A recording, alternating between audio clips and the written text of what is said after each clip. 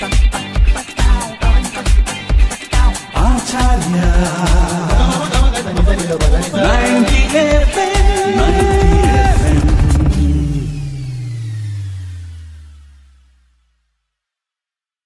मित्रांनो, आचार्य 90 FM योवन radio मध्ये मी तेजस्विनी आपल्या सगळ्यांचं स्वागत करते.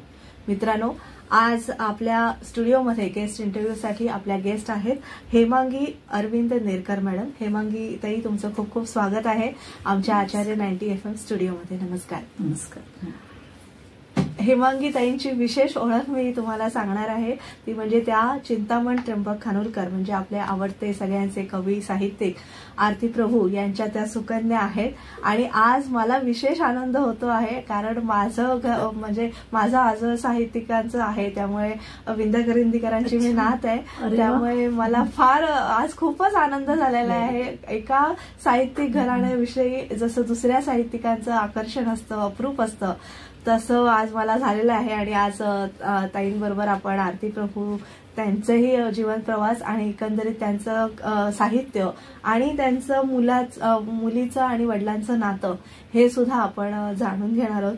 तर सुरुवात मी तुम्हाला हेमांगी ताई तसंच विचारेन की एवढ्या मोठ्या प्रतिभावंतांच्या घरात तुम्हाला जन्म मिळाला, खरंच तुमचं खूप मोठं भाग्य आहे.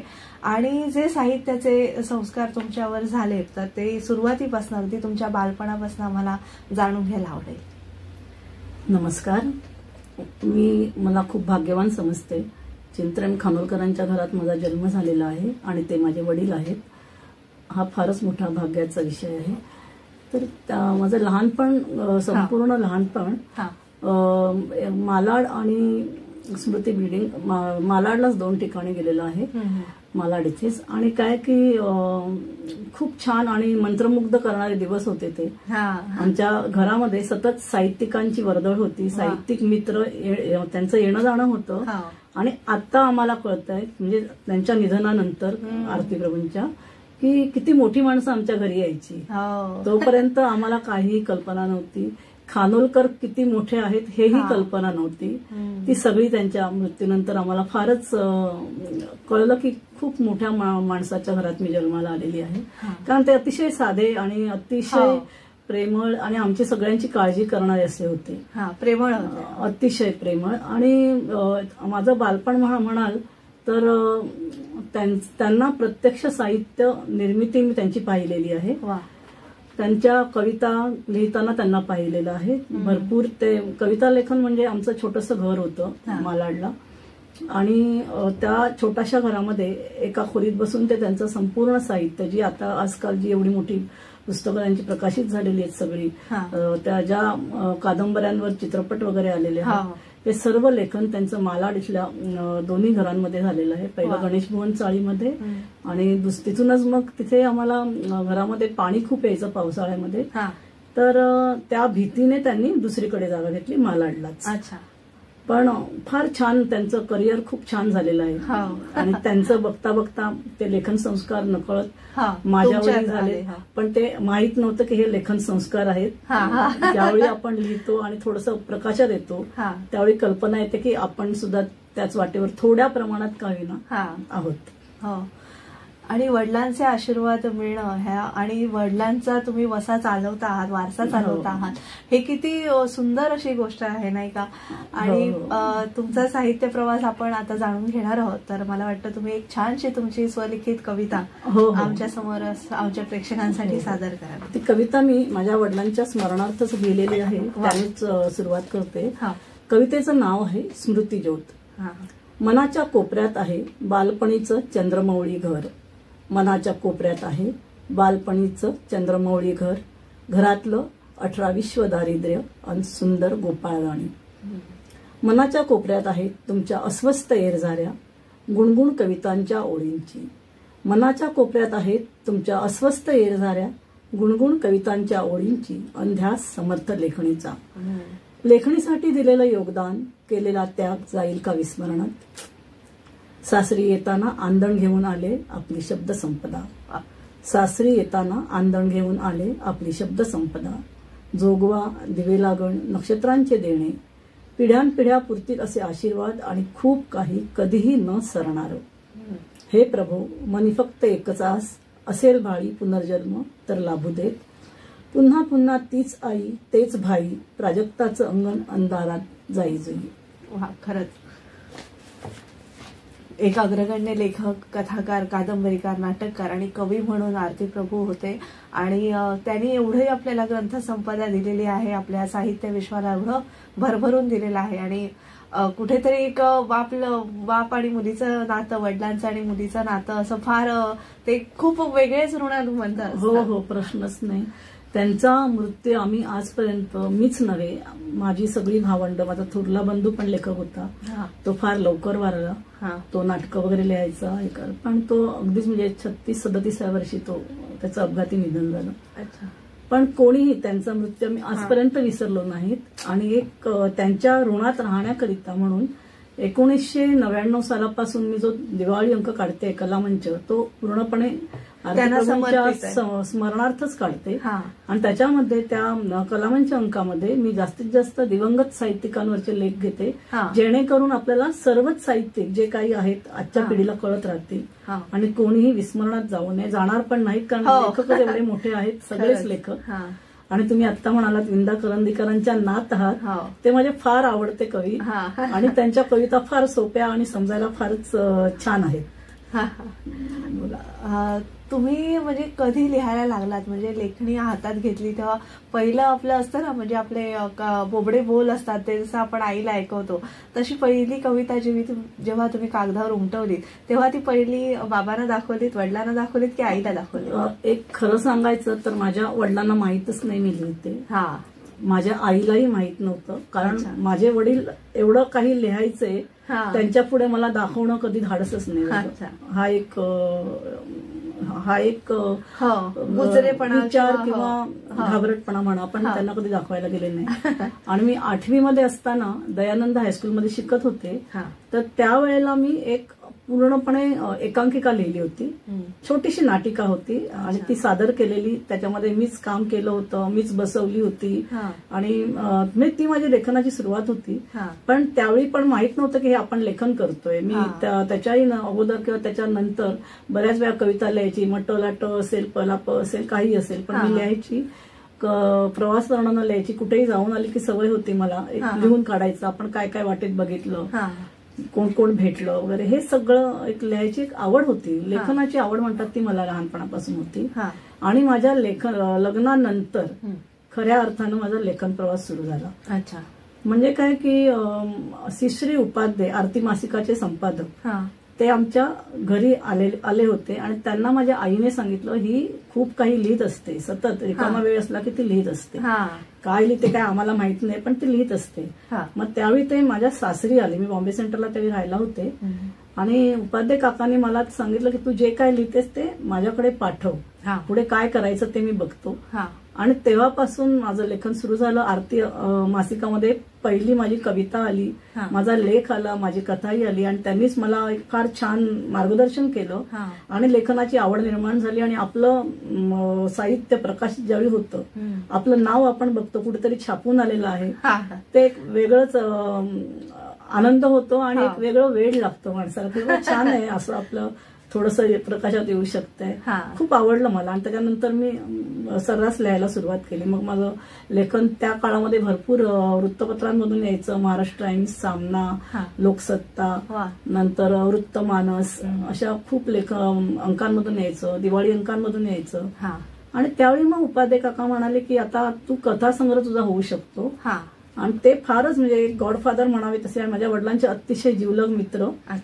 आणि त्यांनी आम्हाला म्हणजे माझे वडील वारल्यानंतरही ते आमच्या घरी सतत येत जात राहिले. आणि आम्हाला कितीतरी वर्ष माहित नव्हते की आमचे सख्खे काका नाहीत, अर्थात लहान असताना माहीतच नव्हतं. इतके छान त्यांचे संबंध होते आणि आमच्या मुलांचे आमच्या आई वडिलांशी पण. आणि तुम्ही जसं कथा लिहिल्यात, कविता लिहिल्यात, तर अनेक साहित्य प्रकार आपल्या मराठीमध्ये आहेत, तर तुमचा आवडता साहित्य प्रकार कुठला? माझा खरं म्हणजे कथा लिहायला मला फार आवडतात. कविताही आवडतात, पण आवडता कथा आहे. कथा विश्व खूप आवडतं, छान विस्तृतपणे लिहिता येतं आपल्याला. अच्छा. आणि कथेमध्ये कुठले विषय तुम्ही घेऊन जास्तीत जास्त? कथेमध्ये जास्तीत जास्त म्हणजे आपलं एक असतं की आपण कथालेखन करतो ते आपल्या अवतीभोवती असणारी माणसं, घडणाऱ्या घटना, अवतीभोवती असणारी माणसं. मी नोकरी करायची, कस्टममध्ये होते. त्या काळात खूप गोष्टी आपल्या डोळ्यात देखत घडत असतात. ते कुठे ना कुठे कथांमधनं उतरत जातं. कोणावर आपण लिहितो असं नाही, पण आपल्या नकळत अशा कथा निर्माण होत गेल्या. आणि हा दृष्टिकोन मला आमच्या उपाध्ये काकांनीच दिला. ते मला तेच म्हणाले की तू जे लिहितेस सगळं छान लिहितेस. त्यांना फार आवडायचं माझं लेखन. त्यानंतर रुपारेल कॉलेजमध्ये असताना लगजोग आम्हाला प्राध्यापक होते मराठीमध्ये. तर मी मराठी घेऊन BA झाले. तर त्यावेळेला त्यांनी मला सुरुवातीला सांगितलं एक कविता लिहून दे ग जरा, भित्तीपत्रक असायची त्याच्यासाठी लिहून दे. तर मी त्यांना लिहून दिली. त्यांना प्रचंड आवडली. आता कुठली कविता काय माझ्या लक्षात नाही, पण त्यांना खूप आवडली. आणि तेव्हापासून माझी ते सगळं भित्तीपत्रकावर साहित्य यायला लागलं रुपारेल कॉलेजच्या. त्यानंतर त्या कॉलेजचं मासिकही निघायचं मला वाटतं, त्याच्यातही माझं यायला लागलं. अशा प्रकारे माझं छान सुरू झाला, लेखन प्रवास सुरू झाला. आणि कुठेतरी वडिलांचा प्रभाव म्हणा किंवा वडिलांच्या साहित्याचा प्रभाव नकळतपणे तुमच्यावर असेल, किंवा आणखी कुठल्या साहित्यिकांचं तुम्ही जर ग्रंथसंपदा वाचली असेल तर त्याचा प्रभाव तुमच्या लिखाणावर झाला का? एक आहे की मला असं काही सांगता नाही येणार कोणाचा प्रभाव झालाय वगैरे, पण ते इतर समीक्षक वगैरे इतर कोणी वाचलं तर ते सांगू शकतील तो प्रकार. पण आपण म्हणजे मला नाही सांगता यायचं. पण एक आहे की मी मुंबई मराठी ग्रंथसंग्रहालयामध्ये कॉलेजमध्ये असताना नोकरी करायची. आणि फार म्हणजे पार्ट टाइम जॉब असायचा तो. त्यावेळी माझं भरपूर वाचन झालेलं आहे. भरपूर सर्व साहित्यिकांची पुस्तकं मी तिकडे त्या काळात खूप वाचलेली आहे. आणि घरात एक लायब्ररी हो. आणि आपण आमच्या वडिलांची पुस्तकं मी त्यांच्या निधनानंतरच वाचली, कारण ते वाचायलाच द्यायचे ना. मी 17 वर्षाची असताना ते वारले, म्हणजे आम्ही लहान होतो. आणि त्यांचं असं मत असावं की हे तुमच्या बुद्धीपलीकडचं आहे, तुम्हाला पेलवणार नाही. आणि गोपाळ गाणी वगैरे हे त्यांनी आमच्यावर लिहिलेली जे छोट्या मुलांच्या कविता वगैरे ते आमच्याकडून छान पाठ करून घेतल्यात, चालीवर म्हणायला लावायचे. आणि इतर लेखकांची पुस्तकं मात्र आम्हाला कायम द्यायची आणून, ही वाचा म्हणून. म्हणजे त्याच्यामध्ये 100 गोष्टी असतील, छोट्या छोट्या मुलांच्या जे काही छान छान साहित्य पुस्तकं ते आम्हाला द्यायचे आणून. आणि मी तुम्हाला असं विचारेन की आवडते साहित्यिक कोण? म्हणजे मला जसे शांताबाई आवडतात किंवा दुर्गा भागवत आवडतात, तर तुमचं असे आवड कोण आहे? मला मंगेश पाडगावकर, शांताबाई शेळके तर खूपच आवडतात मला. आणि त्यांचं आमच्या घरी जाणं येणं पण होतं. माझ्या वडिलांशी खूप छान संबंध होते त्यांचे. नंतर बालचंद्र नमाडे, त्यांचं साहित्य वाचते मी. आणि अशी भरपूर पुस्तकं वाचत असते. आणि आता हे तुमचे जे कलामंचचे अंक आहेत आणि त्याविषयी थोडंसं सांगा. दिवाळी अंक तुम्ही त्यांचं प्रकाशन संस्था आहे तुमची, तर त्याविषयी सुद्धा जाणून घ्यायला आवडेल. मी मगाशी म्हटल्याप्रमाणे 1999 साली खरं म्हणजे मी त्यावेळेला जॉब सोडला.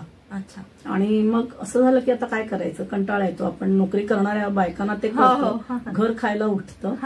आणि मग मी खूप अशी नाराज असायची. आणि त्यावेळी परत ते आमचे उपाध्ये काका घरी आलेले होते. त्यांनी मला विचारलं काय झालं, तू एवढी नाराज का दिसतेस? तर मी त्यांना सांगितलं की नाराज दिसते असं नाही, मला कळत नाही मी काय करू, कंटाळा येतोय मला. मग ते म्हणाले मला दिवाळी अंक काढ. म्हटलं हे एवढं सोपं आहे का, दिवाळी अंक काढ. मग त्यांनी मला एवढं छान मार्गदर्शन केलं की त्यात. आणि तेव्हापासून माझा 1999 साली पहिला दिवाळी अंक आला. आणि तो अर्धवार्षिक अंक मी म्हणजे 2दा निघतो वर्षातनं. आणि माझ्या वडिलांवरचं साहित्य मी आवर्जून घेते, आजही घेते. जे कोणी साहित्यिक खानोलकरांवर जे पाठवतात त्याला मी प्राधान्य देते. आणि इतर दिवंगत साहित्यिकांचे लेख जे येतात तर ते सर्व मी प्रकाशित करते. आणि बाकी कथा कविता हे सगळं घेते. माझ्या अंकाला पारितोषिक पण मिळालेली आहेत, दिवाळी अंकांना जास्त मिळाली आहेत. तर अशा प्रकारे ते अंक एक छानच झालं. आणि त्या अंकामुळे माझ्या खूप मोठ्या मोठ्या लेखकांशी भेटीगाठी झाल्या. त्यांच्या मुलाखतींमुळे ते खूप छान माणसं, प्रतिभावंत संपर्कात आली. आणि मैत्री पण झाली. म्हणजे आता ह्या ज्योती कपिले वगैरे ह्या सगळ्या आहेत, त्या माझ्या कलामंचच्या लेखिका आहेत. आणि त्याच्यातनं आमच्या सगळ्यांशी मैत्री पण छान झालेली आहे. सुवर्णा जाधव, नंतर ज्योती कपिले, अनुराधा नेरुळकर ह्या सगळ्या माझ्या कलामंचच्या लेखिका आहेत. अच्छा. आणि एक छान बॉन्डिंग बनत जातं या सर्व लेखकांशी. हो, पण प्रकाशिकेचं नेमकं काय काम असतं? म्हणजे आज तरुण महिला असतील किंवा आपले विद्यार्थी असतील ज्यांना प्रकाशन संस्था स्वतःची काढायची असेल, तर त्यांनी नेमकी प्रकाशन संस्थेसाठी कोणत्या गोष्टी आवश्यक आहेत? तर तुम्ही या सगळ्या प्रवासातून गेलेल्या आहात. तर मी एक प्रामाणिकपणे सांगेन की प्रकाशन संस्था नाहीये माझी. मी दिवाळी अंक काढते माझा, त्या अंकाची मी ओनर आहे, प्रकाशिका आहे, सगळं काही जे काय ते कलामंचची मी आहे. पण मी प्रेसमध्ये देऊन ते छापून वगैरे घेते. तर माझा स्वतःचा प्रेस वगैरे पण तरी सुद्धा एक निर्मितीसाठी चिकाटी पाहिजे. सुरुवातीला खूप एक असतं की जाहिराती मिळाल्या पाहिजेत तुम्हाला, पैशाचं सोंग घेता येत नाही. कितीही आवड असली तरी आपल्या बरोबर आर्थिक बळ हवं, तर ते हवं. आणि माझे मिस्टर जे आमदार आहेत त्यामुळे त्यांच्याकडून ते मला फार छान म्हणजे जाहिराती वगैरे सगळं, आणि त्यांना आवड आहे सगळी, तर त्यांनी मला खूप मदत केलेली आहे. आणि सर्वांना म्हणजे जे कोणी जाहिराती वगैरे थोड्याफार घेऊ शकतात, थोडा तर तरी लागणारच, म्हणजे मिळतीलच असं नाही सर्वांना, पण मला मिळतात तेवढ्या प्रमाणात मिळतील की नाही सांगता येत. आणि लेखकांना मानधन तेही मी देते, पण माझ्या ऐपतीप्रमाणे जसं अंकाचं येत जाईल त्याप्रमाणे मी मानधन देते. पण मानधन दिल्याशिवाय मी कोणाचंही साहित्य नाही करत. आणि शेवटी तो अंक विक्री होण्यासाठी ती सुद्धा एक टास्क आहे, म्हणजे मार्केटिंग करणं त्या अंकाचं किंवा तुमच्या पुस्तकांचं मार्केटिंग करणं. हे तुम्ही नेमकं कसं करता? एक आहे की दिवाळी अंक म्हणाल तर आमचे ठरलेले वाचक येऊन घेऊनच जातात भरून विकत, आणि आम्ही दिवाळी अंकांची प्रदर्शनं भरवतो. अच्छा. तर तिथे आमचेही विकतो अंक आणि इतरांचे येतात ते सुद्धा विकतो. तर दिवाळी अंक छान विकला जातो. पुस्तकांचं म्हणाल तर आजकाल अशी प्रथा आहे की तुमची पुस्तकं तुम्ही खपवायची. कारण आता माझी एवढी सगळी पुस्तकं आहेत, माझ्या पहिल्या आवृत्त्या संपल्या आणि त्याही माझ्या फंक्शनमध्येच भरपूर पुस्तकं विकली जातात माझी. त्यामुळे माझे पहिल्या आवृत्त्या सगळ्या पुस्तकांच्या संपल्या, मग दुसऱ्या आवृत्त्या निघाल्या जातात. पण एक आहे की ते लेखक आता जे प्रकाशक आहेत, आता मौज प्रकाशनने माझा ओंजळ कविता संग्रह प्रकाशित केला, फार मोठी संस्था आहे. माझ्या वडिलांची सगळी पुस्तकं मौज प्रकाशननेच प्रकाशित केली आहे. तर मला एक फारच मोठं समाधान आहे की त्यांनी केलं. मोठी प्रकाशन संस्था आहे श्रीपू भागवतांची. आणि श्रीपू भागवतांबद्दल मला बोलायला आवडेल की ते फारच म्हणजे माझ्या वडिलांचं दैवत होतं म्हणालाही हरकत नाही. कारण माझ्या वडिलांनी कधी नोकरी केली नाही, ते कायम सुरुवातीला केली पण जमेल तशी, म्हणजे फावल्या वेळात नोकरी करणं ते करून त्यांनी संसार चालवलेला आहे. आणि त्या ह्याच्यामध्ये माझ्या वडिलांची सगळी पुस्तकं मौज प्रकाशननेच घेतलीत आणि काही गेली असतील बाहेर ते नंतर. पण त्यावेळेला श्रीपू भागवत त्यांना जे मानधन द्यायचे ते मंथली यायचं घरामध्ये, ते यायचं. त्यामुळे ते आणि नंतर मग माझ्या वडिलांना ते होमिओ फेलोशिप वगैरे सगळं मिळत गेलं. त्यानंतर मग ते त्यांचं म्हणजे संसार एक छान आर्थिक पाठबळ म्हणतात ते भागवतांकडून फार त्यांना मिळालेलं आहे. त्यामुळे फार जपायचे आणि त्यांच्यासारखा संपादक मी बघितला नाही. फारच म्हणजे त्यांच्याबद्दल फक्त खानोलकरांनाच नाही तर आमच्या संपूर्ण खानोलकर कुटुंबियांना एक आदर आहे, मोठा आदर आहे, खूप आदर आहे त्यांच्याबद्दल.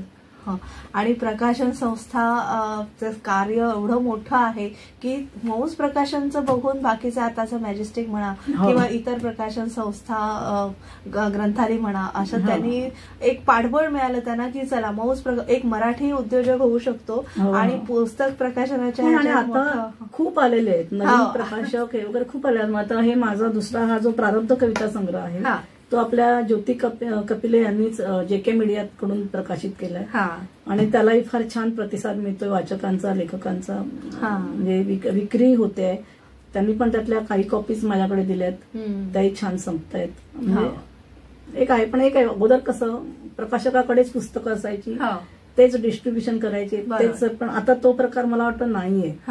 कारण माझ्या कमी असेल, एकदम कमी प्रमाणात आहे. त्यामुळे ते आपलीच जबाबदारी असते ती घरामध्ये साचू नये, त्याला वाळवी लागू नये, हे सगळं जपणं आलं त्याच्यामध्ये. योग्य वाचकांच्या ते तर फार महत्वाचं आहे की योग्य वाचकांच्या हातात गेलं पाहिजे. आता मला तर कधी कधी असं वाटतं की ह्या पुस्तकांचं मी म्हणजे माझ्याकडे अजून आता नवीन आलेली आहेत पुस्तकं, तर त्या पुस्तकांचं सगळं माझ्या हयातीत वाचकांपर्यंत पोहोचली पाहिजे. नंतर पुढची पिढी काय माहिती रद्दीत काढून टाकते, म्हणजे अशी आपली काही सांगता येत नाही ना. तर त्यामुळे ती पुस्तकं विकली गेली पाहिजे, नाही तर मग मी एका ठराविक याच्यानंतर ती भेट देऊन टाकते आणि चांगल्या चांगल्या वाचकांपर्यंत पोहोचवते ती पुस्तक. नक्कीच. परत एका कवितेचा आम्हाला आस्वाद घ्यायला नक्की आवडेल. नक्कीच.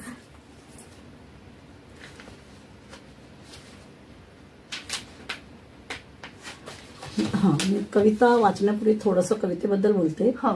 एखादा दिवस मनासारखा नसतो, उगाचच मन भरून येतं, फक्त प्रचंड काळजी काळजी आणि काळजीच वाटत राहते. अशा वेळी नभांगणातले रंग छंद सारं सारं खूप छान असतं, पण कशातही मन रमत नाही. एखादं स्वप्न पाहावं, परंतु स्वप्नपूर्तीची वाटही पाहू नये. काय असेल ते नशिबावर सोडून द्यावं. या कालावधीतच मनातला भावविभोर मनातल्या मनात जिरून जातो. अशा मानसिकतेवर ही कविता आहे. कवितेचं नाव आहे छंद नभीचे. काजळल्याले नेत्र नव्हे ते, काजळल्याले नेत्र नव्हे ते, साकळलेले भावच सारे, दाटून येती काजळ काठी.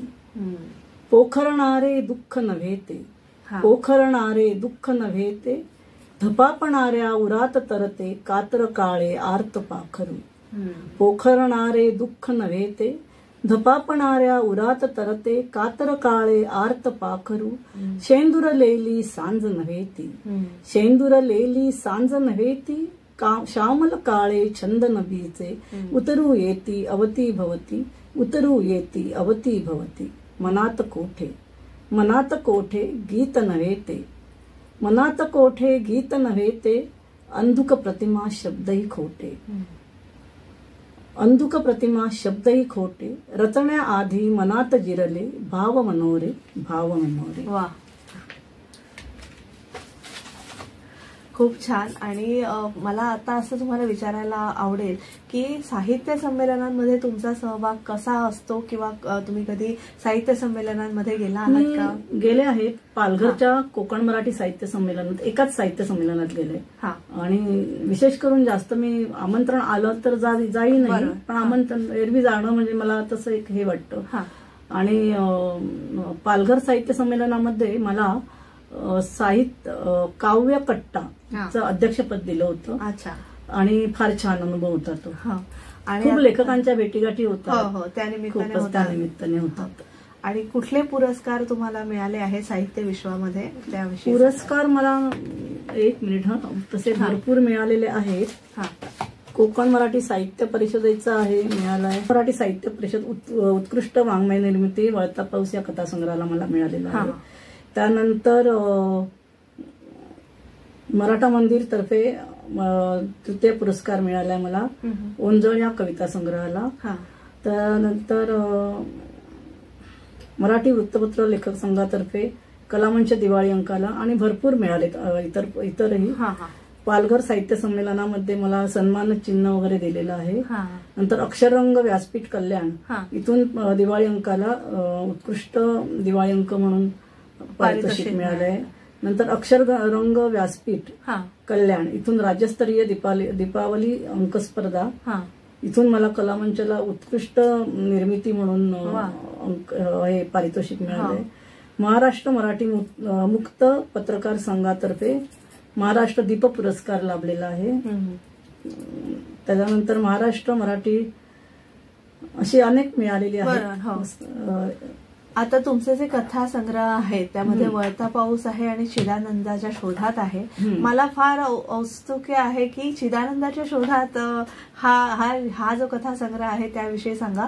म्हणजे चिदानंद म्हणजे आतला आनंद त्याविषयी आहे की कशाविषयी? नाही, चिदानंदाच्या शोधात ह्या कथासंग्रहामध्ये चिदानंदाचा शोध म्हणजे चिदानंद हा मी त्या तिकडे प्रतिभेचा शोध असं आहे. ती एकच कथा अशी आहे त्याच्यामध्ये. आणि जया दडकर जे चरित्र लेखक आहेत त्यांनी माझ्या वडिलांवर चरित्र लिहिलं होतं खानोलकरांच्या शोधात.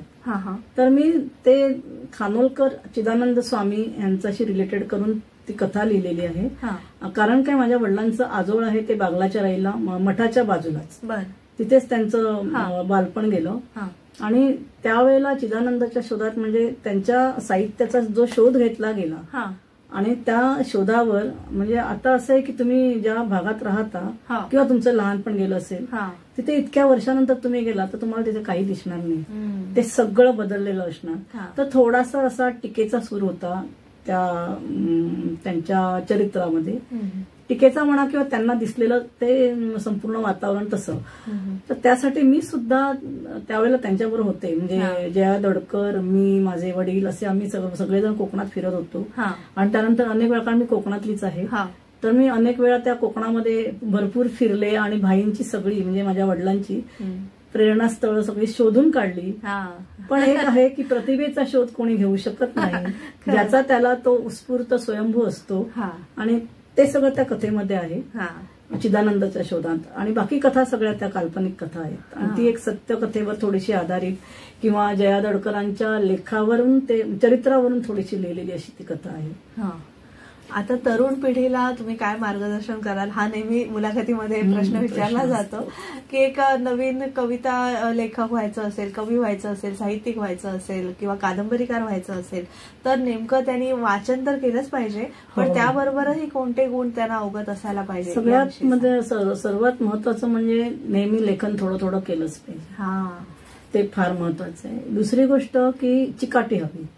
कोणी काही म्हणून बाकीच्यांचं तुम्हाला सांगू कसं वाटलं काय वाटलं, त्यापेक्षा आपलं आपण लिहायचं, आपलं समाधान होईपर्यंत लिहित राहायचं, हे एक आहे. लेखनाची चिकाटी सोडायची नाही. आणि माझ्या वडिलांनी आम्हाला जो एक मूलमंत्र दिलेला आहे की त्यांनी सांगितलं की बाबा तुमचे मार्गदर्शक तुम्ही स्वतः व्हा, कोणाचंही मार्गदर्शन घेऊ नका. तुमच्या मनाला जे पटतंय म्हणजे स्वतःचं हे करत, म्हणजे त्यांचं मी ते लिहिलेलं पण आहे, तुमचे मार्गदर्शक तुम्ही व्हा आणि चिकाटी सोडू नका, हे फार महत्वाचं आहे. आणि आता वडिलांचं तुम्हाला आवडलेलं पुस्तक कुठलं, म्हणजे कथासंग्रह म्हणा, कविता संग्रह म्हणा किंवा कादंबरी, कुठली तुम्हाला? त्यांचे तिन्ही कविता संग्रह अक्षरशः वेगळं होतात. 3 कविता संग्रह आहेत त्यांचे, दिवे लागण, नक्षत्रांचे देणे आणि जोगवा. आणि कथा संग्रह पण सर्वच कथा संग्रह मला खूप आवडतात. त्यांचं लेखनच आवडतं. म्हणजे असं एक पुस्तक सांगता येणार नाही. त्यात मी तुम्हाला कोंडुरा कादंबरी सांगेन, जी कोकणाच्याच पार्श्वभूमीवर आहे. ती मला फार आवडलेली आहे. आणि त्यांच्या कादंबऱ्यांचे चित्रपट, मराठी चित्रपटही निघाले तेव्हा घरात एक आनंदाचं वातावरण असेल, नाही का? हो, खूप छान होतं वातावरण. पण एक माझे वडील फार लवकर वारले, 46व्या वर्षी वारले. त्यामुळे त्यांच्या हयातीमध्ये मला वाटतं पिक्चर कुठले झाले नाहीये. त्यांच्यानंतर श्याम बेनेगलांनी कोंडुरावर काढला, अमोल पालेकरांनी कालायत अस्मेनमा याच्यावर काढला, नंतर अंकही म्हणून तो पिक्चर फार छान चालला वगैरे आणि चांगला झालाय तो. त्यानंतर चानी पिक्चर व्ही शांताराम यांनी काढला. असे भरपूर. आणि चानीला फार मोठं यश पण मिळालं. हो, यश. चानीला कादंबरीला यश मिळालं, चित्रपटाला एवढं नाही. अच्छा. पण कादंबरी मात्र सर्व त्यांना महाराष्ट्र शासनाची पारितोषिक वगैरे सर्व मिळालं, सर्वच त्यांच्या पुस्तकांना. आणि नक्षत्रांचं देण्याला साहित्य अकादमी पुरस्कार मिळाला. तर आपल्या वडिलांच्या पुस्तकाला साहित्य अकादमी पुरस्कार मिळतो तेव्हा तुम्हाला कसं वाटलं होतं, तुमच्या घरच्या मंडळीला? फारच छान वाटतं, प्रश्नच नाही. भरून येतं, छान वाटतं. फक्त त्यांच्या हयातीमध्ये त्यांना जे हवं ते तेवढं नाही मिळालं. त्यांना कल्पनाच नाहीये ते काय एवढे निर्माण करून गेले, त्यांची त्यांना कल्पनाही नाहीये एवढं. आणि कार्यक्रमाच्या शेवटी, मुलाखतीच्या शेवटी तुम्ही आणखी एक कविता सादर करावी अशी मी तुम्हाला विनंती करते. ही एक छान कविता मला आवडती, माझीच कविता आहे. आणि तुम्ही म्हणता ना विंदा करंदीकरांच्या नात, तर त्यांच्या कविता साधारण अशा असायच्या, एकदा काय झालं तर म्हणून मी खास वाचते. आणि माझ्या लहानपणी मी जिथे राहायची त्या भागात पावसाचं पाणी घरात यायचं, कारण बाजूलाच नदीचं पात्र होतं. त्या दिवसात माझ्या वडिलांचे स्वप्न होते, त्या नदीच्या पाण्याला ते खूप घाबरायचे, ते पाणी आमच्या घरामध्ये यायचं आणि कोणी घाबरेल, आम्ही लहान होतो, आम्हाला मजा वाटायची पाणी येतंय म्हटलं. पण ते खूप घाबरायचे, कारण बाजूला एवढी मोठी नदी, खळखळाट, आणि आम्ही वाहून जाऊ अशी भीती एक वाटायची. त्यामुळे ते आम्हाला नेहमी सांगायचे की एक ना एक दिवस बघा मी टेकडीवर बंगला बांधणार, असं ते म्हणायचे. तर त्यांचा बंगला हो न हो, पण तो विषय माझ्या मनामध्ये सतत घोळत राहिला आणि ती ही कविता आहे. कवितेचं नाव आहे एकदा काय झाले. एकदा काय झाले, आभाळ भरून आले. एकदा काय झाले, आभाळ भरून आले. झाडे लागली डोलू, आपसात लागली बोलू. पिसाट झाला वारा, सुसाट लागला घुमू. पाखरे मात्र चिडीचूप दडून बसली पानात. गुरे ढोरे केव्हाचीच पळून गेली रानात. गुरेढोरे केव्हाचीच पळून गेली रानात, मी गुपचूप घरातून बाहेर आले मात्र. मी गुपचूप घरातून बाहेर आले मात्र, पहावी म्हटलं मजेत भर दिवसा रात्र. असून भर दिवस सूर्य मात्र दडलेला, असून भर दिवस सूर्य मात्र दडलेला, संपूर्ण आवाडभर काळोख खच्चून भरलेला, संपूर्ण आवाडभर काळोख खच्चून भरलेला. वाटू लागले दिवसाही टिमटिमतील का तारे, वाटू लागले दिवसाही टिमटिमतील का तारे, ताडमाड चाळवत आहेत भुताटकीचे वारे, ताडमाड चाळवत आहेत भुताटकीचे वारे. गडाडगुडुम कडाडकुडुम फुटले एकदाचे आभाळ, गडाडगुडुम कडाडकुडुम फुटले एकदाचे आभाळ. संस्कार तुमच्या विंदा करंदीकरांच्या त्यांच्या कविता फार आवडायच्या. त्या साधारण अशाच गडाड त्यांची सर मला नाही, पण एक आवड आहे त्यांच्या कवितांची. गडाडगुडुम कडाडकुडुम फुटले एकदाचे आभाळ, ढग फुटी सुरू झाली कोसळू लागल्या धारा, ढग फुटी सुरू झाली कोसळू लागल्या धारा. कपाळ मोक्ष करू लागल्या दगडासारख्या गारा, कपाळ मोक्ष करू लागल्या दगडासारख्या गारा. पाखरे मरून पडू लागली, पाखरे मरून पडू लागली झाडे सुद्धा रडू लागली, पाखरे मरून पडू लागली झाडे सुद्धा रडू लागली. मीही घाबरून तिथेच थांबले, मीही घाबरून तिथेच थांबले झाडावरच चढून बसले, मीही घाबरून तिथेच थांबले झाडावरच चढून बसले.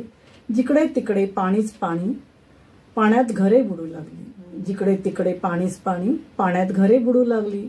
वाहून आलेली कचरा कुंडी सर्वत्र विखरून सडू लागली, वाहून आलेली कचरा कुंडी सर्वत्र विखरून सडू लागली. मी मात्र झाडावर माझं घर टेकडीवर, मी मात्र झाडावर माझं घर टेकडीवर. एकदा काय झाले आभाळ भरून आले. वा वा, खूप सुंदर. आणि ते तडम तडम तडतड माझ्या त्याची आठवण झाली, खूप छान वाटलं. आणि खरंच, आणि मला विशेष आवडलं म्हणजे तुमच्या सगळ्या पुस्तकांची जी मुखपृष्ठ आहेत प्रेक्षक आपण पाहू शकतो, ही फार अशी वेगळेपणा आहे त्याच्यामध्ये, आणि सुंदरता आहे, कल्पकता आहे, आणि हे पण सुंदर छान आहे. एकांकिका संग्रह, एकांकिका संग्रह हे पण कविता संग्रहाचं मला वाटतं असावं. तर ही सगळी मंडळी म्हणजे ही कलाकार मंडळी तुम्ही जमवली, त्यांचा एक संग्रह छानपैकी केलात, त्यामुळे हे नेटकं असं तुमचं मुखपृष्ठ सगळ्या पुस्तकांचं होतं. तर तुम्हाला कशी माणसं जोडली इथे याविषयी जाणून? हे काय, आपण एखाद्या मार्गावर चालायला सुरुवात केली का ते आपोआपच भेटत जातात. त्याप्रमाणेच आता हे प्रारब्धचं एका पुस्तकाबद्दल मी बोलते, हे मुखपृष्ठ फार छान झालं, सगळ्यांनी कौतुक केलंय त्या मुखपृष्ठाचं पण. आणि हे आमच्या ज्योती कपिलेंनी केलेलं आहे. अच्छा, म्हणजे त्यांच्या JK मीडियातर्फे हे प्रकाशित झालंय. त्यांनी भावसार म्हणून चित्रकार आहेत मला वाटतं, त्यांनी हे काढलेलं आहे. म्हणजे चंद्राचं प्रतिबिंब वगैरे त्यात. ती माझी एक प्रारब्ध नावाची कविता आहे, त्याच्यावरच हे मुखपृष्ठ आहे. फार छान आहे ते. हो, हेमांगीताई, तुम्ही आज आमच्या स्टुडिओमध्ये आलात, आचार्य 90 FM स्टुडिओमध्ये, आणि खूप तुमचाही साहित्य प्रवास सांगितला, तसंच आरती प्रभूंच्या काही आठवणी तुम्ही शेअर केल्यात. आणि तुम्ही पुन्हा पुन्हा आमच्या स्टुडिओमध्ये यावं आणि तुमचं हे जे साहित्य आहे कथा संग्रहाचं वाचन करावं, किंवा कवितांचं आपण कवी संमेलन आयोजित करूया, आणि एक छान अजून एक पर्वणी तुमच्याकडनं घ्यायला आम्हाला नक्कीच आवडेल. तुमचे आचार्य 90 FMच्या सगळ्या टीमकडनं मी तुमचे आभार मानते. धन्यवाद. नमस्कार. तर मित्रांनो, आज आपल्या गेस्ट इंटरव्ह्यू मध्ये आपण आमंत्रित केलं होतं हेमांगी अरविंद नेरकर या साहित्यिका, कवयित्री यांना, आणि आरती प्रभूंच्या सुकन्या यांना. पुन्हा एका नवीन गेस्टसह भेटूया पुढील गेस्ट इंटरव्ह्यू मध्ये. तोवर मी तेजस्विनी आपला निरोप घेते. तुम्ही मात्र ऐकत राहा आचार्य 90 FM योर ओन रेडिओ. धन्यवाद. थँक्यू.